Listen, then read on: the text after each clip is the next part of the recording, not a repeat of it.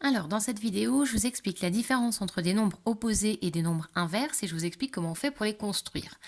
On va commencer par les nombres opposés. Des nombres opposés, ce sont deux nombres qui ont leur somme qui est nulle. C'est la définition. La somme, c'est quand on ajoute et qui est nul, ça veut dire que le résultat est 0. Donc ce sont deux nombres, tout simplement quand on les ajoute, on obtient 0 comme résultat. Par exemple, si on prend 7 et moins 7, ce sont des nombres opposés. Parce que si on les ajoute, si on fait 7 et qu'on ajoute avec moins 7, on obtient 0.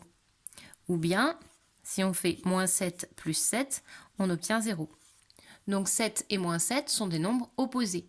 Ça marche également avec des nombres décimaux. Si je prends 1,2, son opposé est moins 1,2. Parce que si on les ajoute, moins 1,2 plus 1,2, leur somme est nulle. Ça marche également avec des fractions. Si je prends 3 quarts et moins 3 quarts, ce sont deux fractions opposées car si je les ajoute, moins 3 quarts plus 3 quarts, la somme est nulle.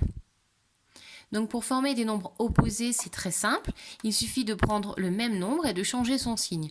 On a la même partie numérique avec des signes différents, ça forme des nombres opposés. Donc les nombres opposés, ils sont très simples à former. Il va juste pas falloir confondre avec les nombres inverses.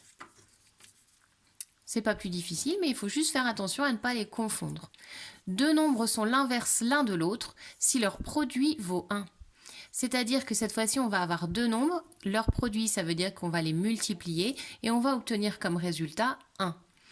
Par exemple, si on prend la fraction 2 cinquièmes et la fraction 5 demi, ce sont deux fractions qui vont être inverses l'une de l'autre parce que si on les multiplie, 2 cinquièmes multiplié par 5 demi, on va obtenir 1. En effet, on simplifie par 2. Les numérateurs se multiplient, les dénominateurs se multiplient. Et quand on simplifie, il ne reste plus rien. Donc on va écrire 1. On n'écrit pas 1 sur 1, on met juste le 1. Donc ici, on a bien un produit qui est nul. Donc nos deux fractions sont bien l'inverse l'une de l'autre puisque ça répond à la définition. Donc pour fabriquer un inverse, quand notre nombre va être écrit en écriture fractionnaire, ça va être très facile. Il suffit d'inverser le numérateur et le dénominateur. Comme ça, on va pouvoir faire la simplification. Donc ça, c'est très très simple. C'est les cas les plus faciles. Si on avait 3 septièmes, son inverse, ça va être 7 tiers. On inverse le numérateur et le dénominateur parce que quand on va multiplier, les numérateurs se simplifient, les dénominateurs se simplifient et on obtient 1. Maintenant, il va falloir faire attention aux signes, puisque si on a une fraction qui est négative, si j'ai la fraction moins 6 sur 11, pour réussir à obtenir 1, quand je vais multiplier ici, il va falloir que je fasse attention puisque mon deuxième nombre devra lui aussi être négatif. Donc l'inverse de moins 6 sur 11, c'est moins 11 sur 6. On inverse le numérateur et le dénominateur, mais on va conserver le signe. Ici, mes deux inverses vont toujours avoir le même signe. Soit ils sont tous les deux positifs, soit ils sont tous les deux négatifs. Parce que ici, si on fait la multiplication, moins 6 va se simplifier ici. Le 6 avec le 6, le 11 avec le 11, et comme on a deux nombres négatifs, le résultat sera positif. Donc la chose à laquelle il faut faire attention sur les nombres inverses, c'est les signes. Si vous avez un premier nombre qui est négatif, le deuxième est négatif également. Et ensuite, on inverse tout simplement les numérateurs et le dénominateur. On va voir un dernier cas, c'est qu'est-ce qui se passe si on nous demande l'inverse de 3 ?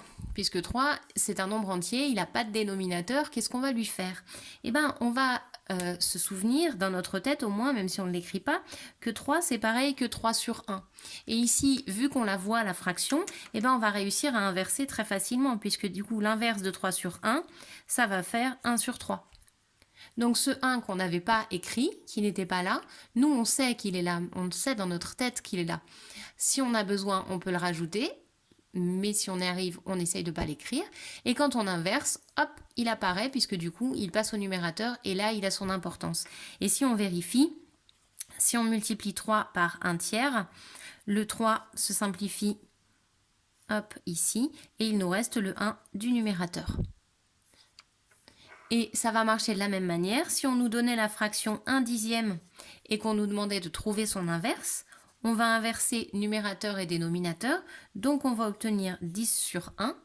On sait que le sur 1, on ne l'écrit pas parce qu'il ne sert à rien, et donc on va se retrouver avec le nombre 10 tout simplement.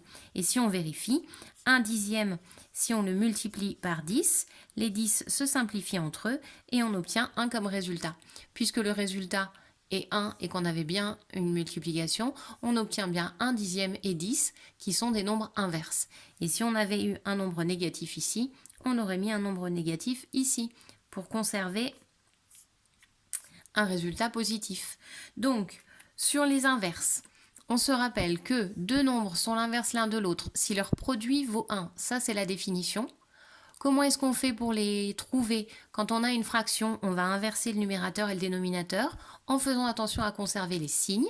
Si la première fraction est positive, la deuxième l'est aussi. Si la première fraction est négative, la deuxième est négative. Si on obtient un nombre entier, on se rappelle qu'en réalité, il est sur 1, ce sur 1 qui ne sert à rien et qu'on n'écrit pas, mais qui là va nous être utile pour écrire l'inverse. Donc l'inverse de 3, c'est 1 tiers, et réciproquement, si on avait 1 sur 10, son inverse serait 10. Là encore, on fait attention aux signes. Maintenant, ce sera à vous.